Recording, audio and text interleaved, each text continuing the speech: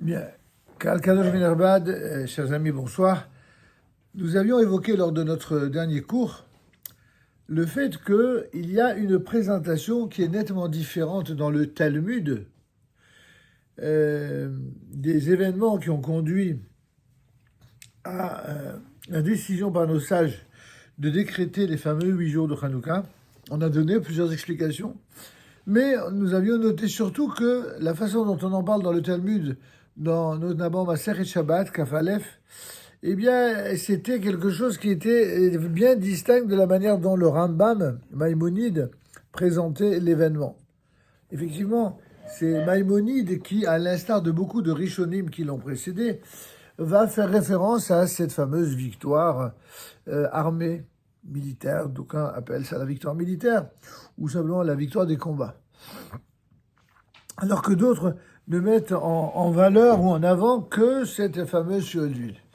Et on a dit, mais pourquoi les uns mettent en avant ceci et d'autres cela? Bon, on peut dire qu'aujourd'hui, il y a une sorte de récupération idéologique qui est faite, voilà, et qui fait que ceux qui mettent en avant la victoire militaire, c'est une manière de dire que Israël, eh bien, ne pourra véritablement compter que sur sa capacité à se défendre et avoir une armée. Et donc, en oubliant parfois le caractère essentiel du pourquoi ceux qui se sont battus sont battus. Ceux qui se sont battus ne se sont évidemment pas battus pour mettre en avant la primauté d'une armée, qu'ils n'avaient d'ailleurs pas.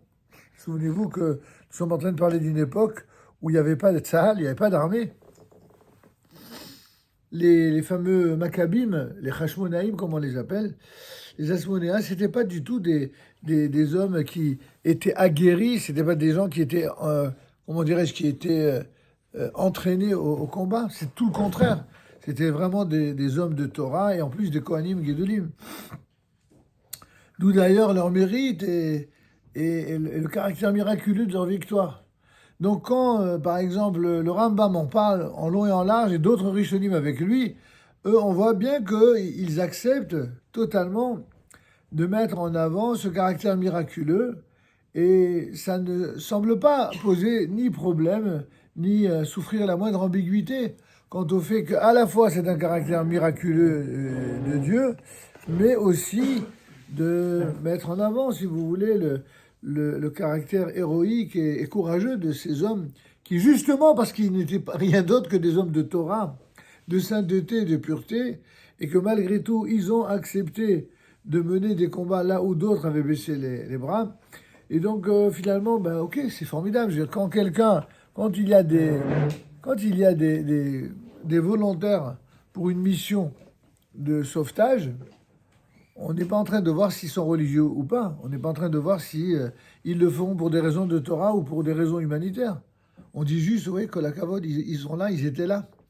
Donc pourquoi il y a cette ambiguïté qui, non seulement elle est manifeste, mais elle est entretenue, cette ambiguïté, jusqu'à aujourd'hui.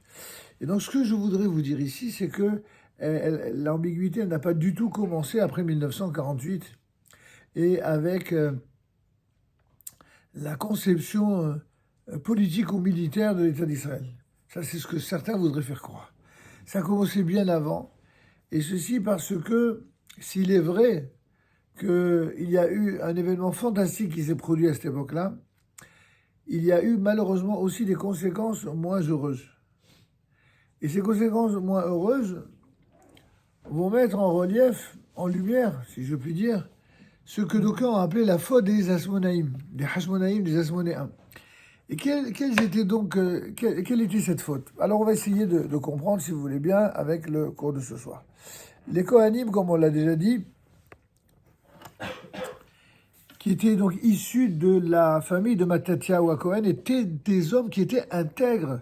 C'était des hommes qui étaient prêts à sacrifier leur vie pour ce que l'on appelle le Kiddush Hashem, la sanctification du nom de Dieu. Et grâce à leur courage absolument indomptable, ils arrivèrent à vaincre un ennemi qui était non seulement bien plus fort et plus nombreux qu'eux, mais qui, comme on l'a déjà expliqué dans les précédentes séances, était finalement, si on avait parlé en termes de probabilité, il était perdu d'avance. Et c'est justement là où les Juifs sont les meilleurs.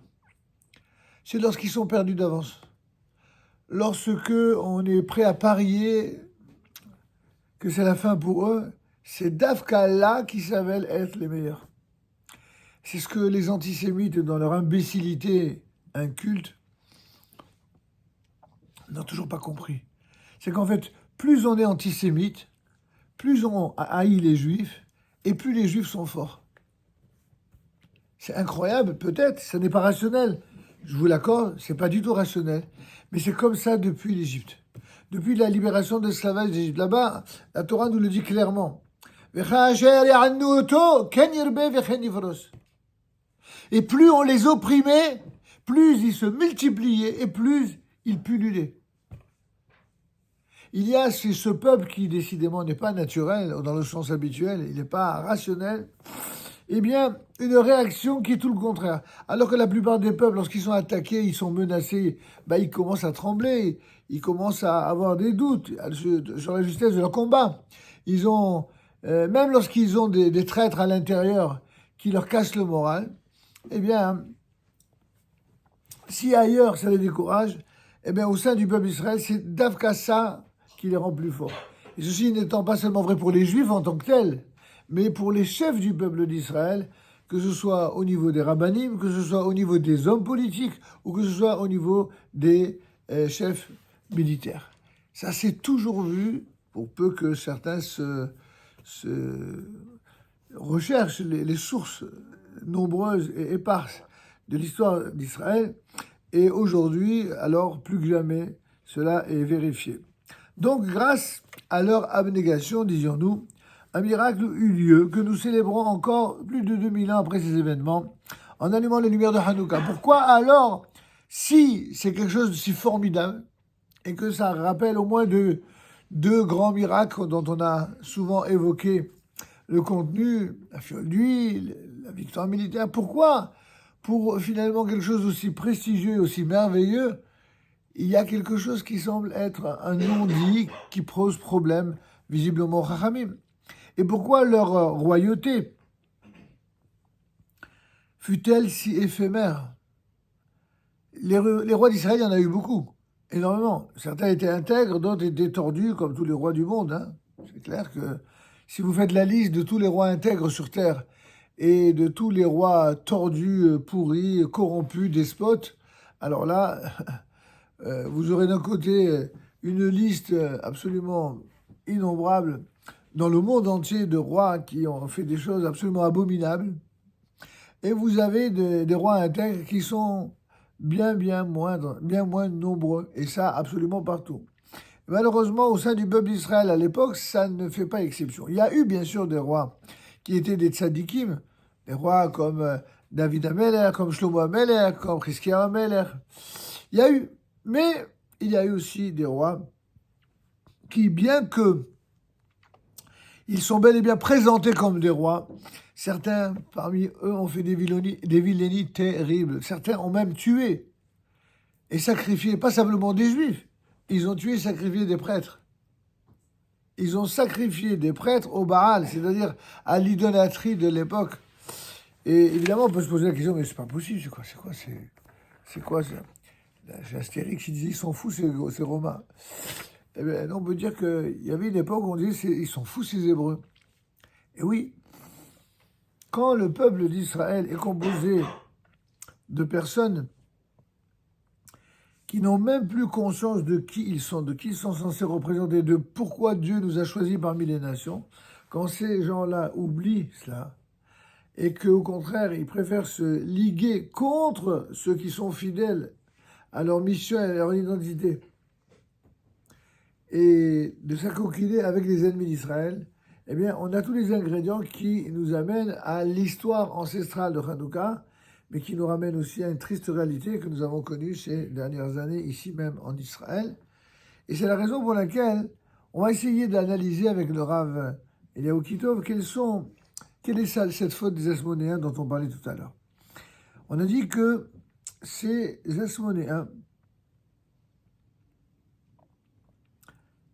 notamment nos Chachamim qui parlent d'eux dans le Talmud, ont eu des mots très très durs concernant les Maccabim. Allant jusqu'à dire qu'en exerçant le pouvoir royal, ils se conduisaient en usurpateurs. Enfin, des gens qui ont sauvé leur peau, qui ont sauvé leur vie, qui ont sauvé la Torah, qui ont sauvé la terre d'Israël. Comment peut-on dire à leur sujet qu'ils sont des usurpateurs? Parce que notre ancêtre Yaakov, qui dit, dans la bénédiction qu'il a donnée à ses fils sur son lit de mort, je vous donne la référence ici, Genèse 49, 10, en l'occurrence, c'est la bénédiction où il est dit dans la dernière paracha de Sefer Bereshit, Parashat Vayechi, Ikabesu Vishimo. Rassemblez-vous et écoutez. On dit que Yaakov a réuni ses fils pour, par prophétie, leur annoncer, à la fois leur dévoiler quand serait la fin des temps, quand viendrait le Mashiach, et également un certain nombre de consignes sous forme de prophétie, mais aussi d'héritage spirituel qu'il voulait leur confier. Et parmi les consignes qu'il donnera, il y en a une qui dit le sceptre, c'est-à-dire la force royale, le bâton du roi, n'échappera point à Juda, Yehuda. Yehuda, c'est l'un des fils de Jacob. Et donc, on vient de nous dire ici que pour qu'un roi en Israël soit légitime, il doit descendre de la lignée de Yehuda. Et donc, c'est sur son lit de mort qu'il dira cela. Le sceptre n'échappera point à Yehuda, ni l'autorité à sa descendance, jusqu'à l'avènement du Pacifique. De qui il s'agit, le Pacifique? Il s'agit, c'est de l'épithète du roi Mashiach, auquel obéiront les peuples. Il y a donc un idéal comme cela, de la fin des temps, qui est promis par les prophéties d'Israël, sur lequel il y aura, oui, un roi Mashiach, mais un roi Mashiach qui ne sera pas simplement le roi des Juifs ou d'Israël, mais qui soit un roi agréé par l'ensemble des nations de la terre. Quand on voit de quelle manière les nations se comportent avec Israël, on se dit, ouais, c'est un vœu pieux ou c'est une comment dirais-je, un idéal qui semble très lointain. On verra que ça n'est évidemment pas ce que pensent nos Haramim. En d'autres termes, en tout cas, dans son testament spirituel, Yaakov Avinu a désigné Yehuda comme celui de ses fils qui, une fois investi du pouvoir royal, devra garder ce pouvoir pour toujours.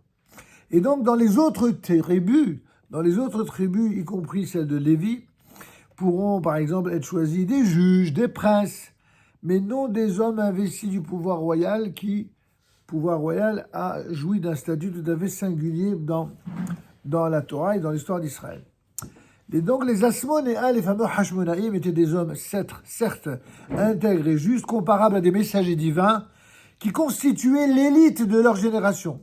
Craignant que le pouvoir ne fût exercé par des personnes indignes, ils décidèrent donc de leur propre initiative. Et contrairement à ce qu'avait transmis Yaakov Avinu, ils avaient pris de leur propre initiative de diriger les destinées de leur peuple qu'ils avaient, avec l'aide de Dieu, délivré du joug des Syriens pour le bien de leur peuple et dans l'intérêt du ciel, c'est-à-dire les Shem Shamaim. Vous voyez un petit peu quelle est l'idéologie que sous-tend une telle affirmation.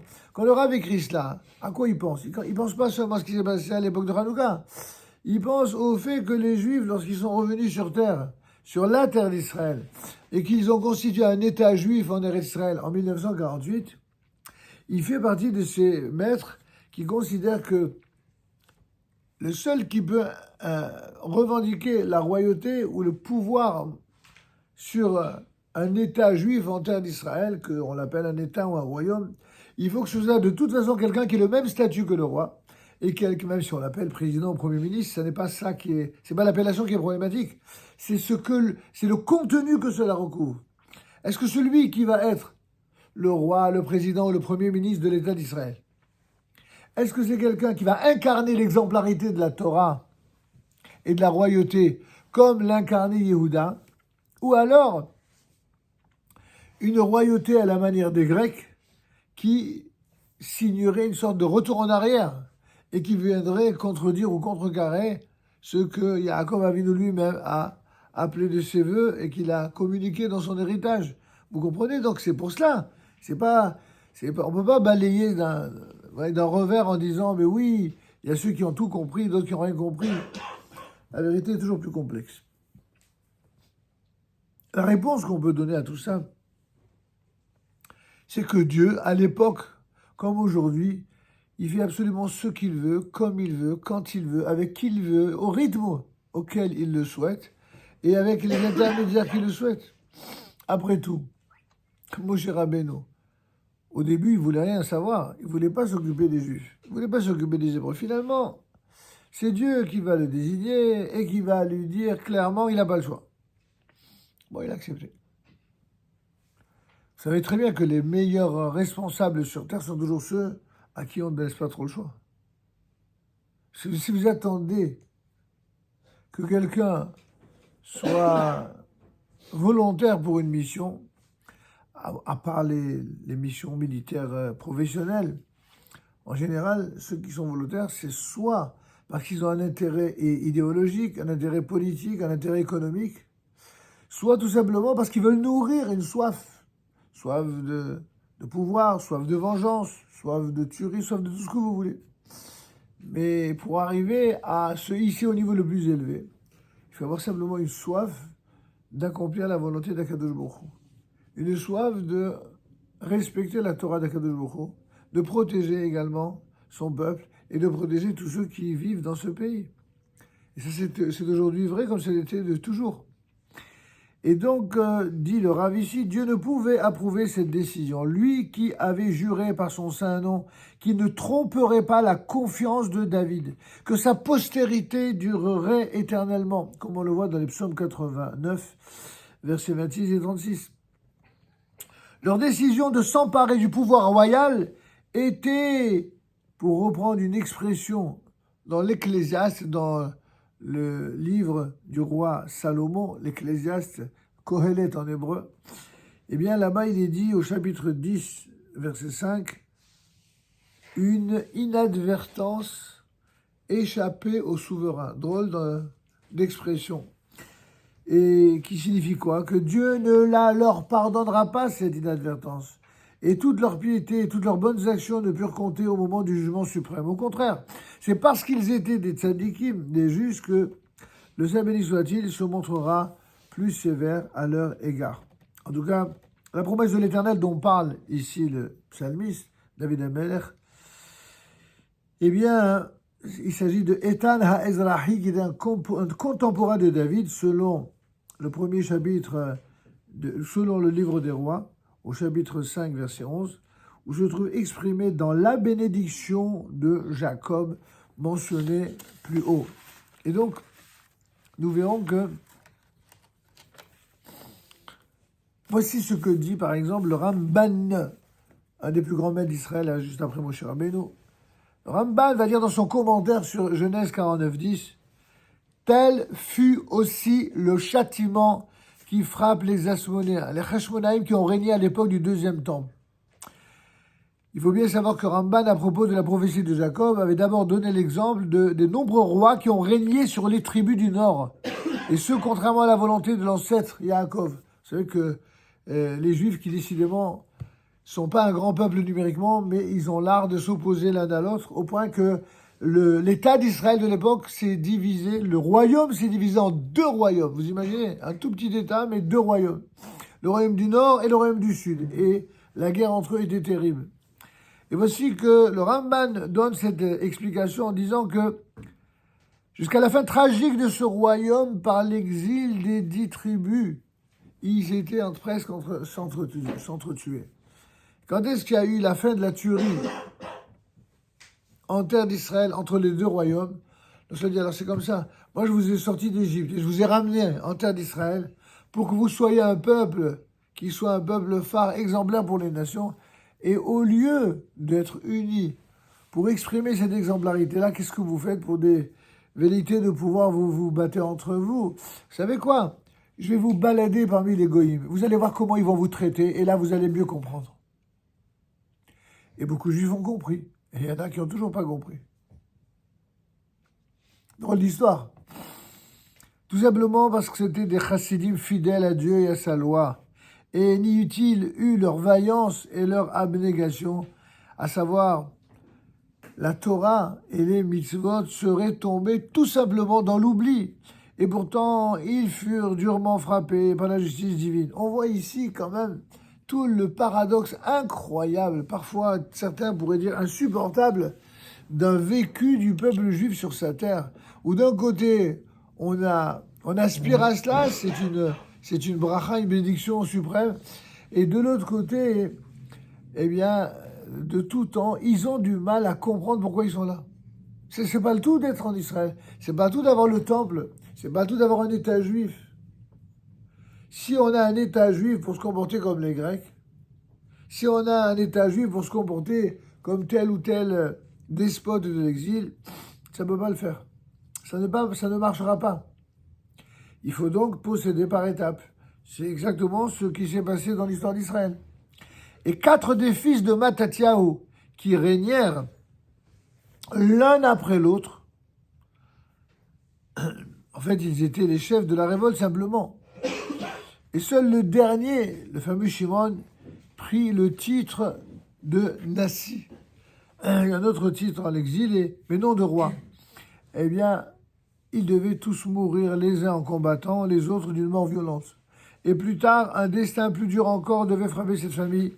Et nos sages ont dit à ce propos, celui qui dit qu'il appartient à la famille des Hashmonaïm est un esclave, faisant allusion au fait que Hérode, qui était d'origine iduméenne, extermina tous les descendants légitimes des Asmonéens après s'être emparé du pouvoir.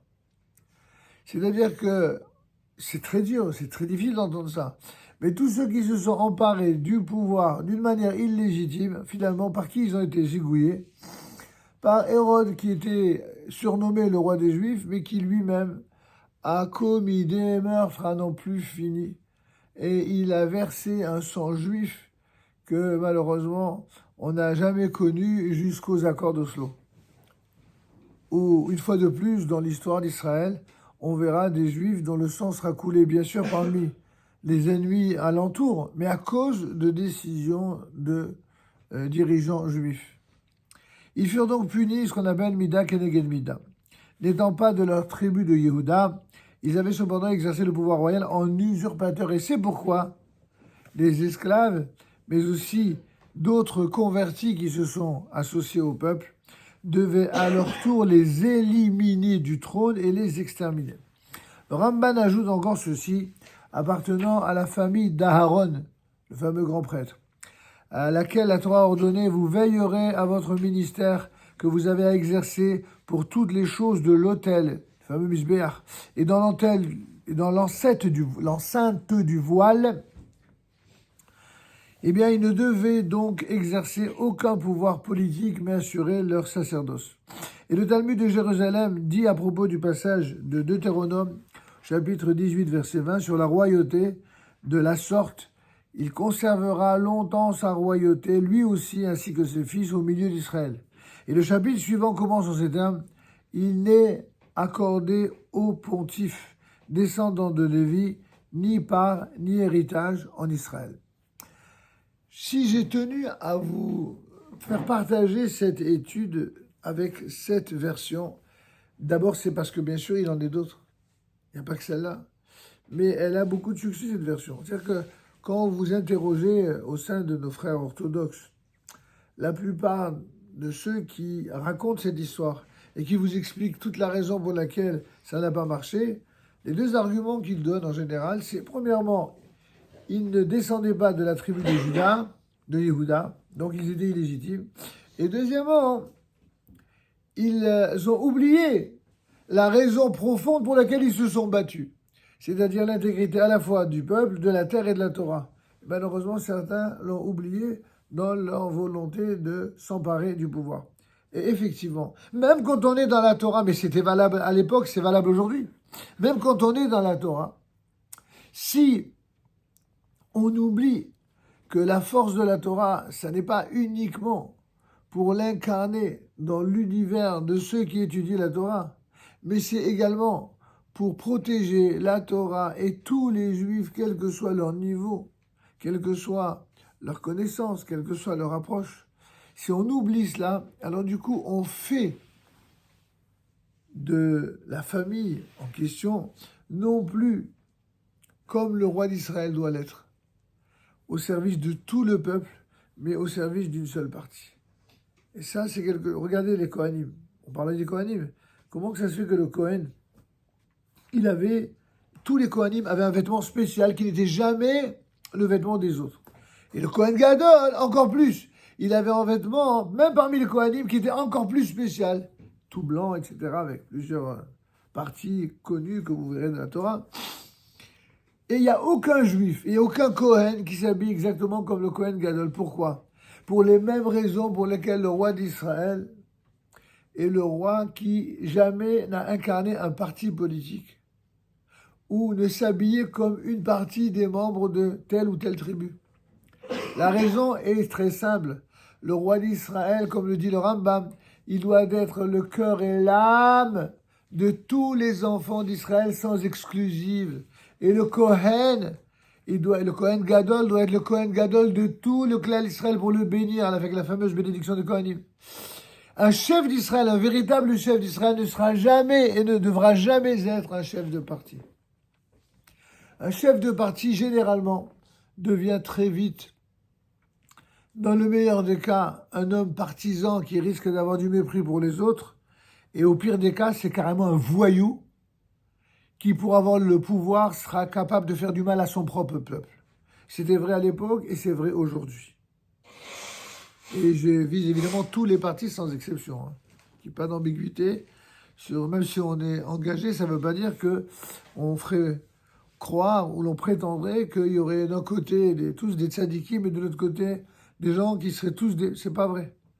Partout, dans tous les partis, dans toutes les représentations, dans toutes les familles d'Israël, vous avez des gens qui sont formidables et d'autres, malheureusement, qui sont moins recommandables. Et entre nous, ça dit, j'ouvre une parenthèse qui n'est pas liée à Hanouka, mais qui est liée à la compréhension de notre sujet malgré tout. C'est que ce que nous disons pour Israël, c'est vrai en France. C'est vrai dans le monde entier. Dans le monde entier, vous avez dans toutes les parties, ou presque, vous avez des gens très bien. Et puis vous avez des crapules et des racailles et des pourritures qui sont tellement imbibés de désir de pouvoir, qui sont tellement habités par la haine, qu'ils ont, pour arriver à leur fin, la capacité de haïr leur propre pays, leur propre population de leur pays, pour arriver un peu plus au pouvoir et constituer une forme d'État dans l'État qui, de ce point de vue, fera exactement ce qui s'est produit à l'époque dans le royaume d'Israël avec cette scission en deux royaumes. Et c'est ce qui s'est passé également régulièrement à chaque fois qu'il y a eu des crises politiques terribles comme celle qui a existé 1 an d'ailleurs avant la fameuse guerre, le fameux massacre ou le pogrom du 7 octobre de la Simchat Torah. C'est exactement ce qui s'est passé. Mais bon, sans revenir là-dessus, vous comprenez en tout cas que aspirer à une indépendance, oui. Aspirer au service de Dieu, oui. Aspirer à l'unité des composants d'Israël, alors c'est encore plus oui, c'est double oui. S'il n'y a pas d'unité, alors le manque d'unité profite toujours aux ennemis. Toujours, c'est une règle.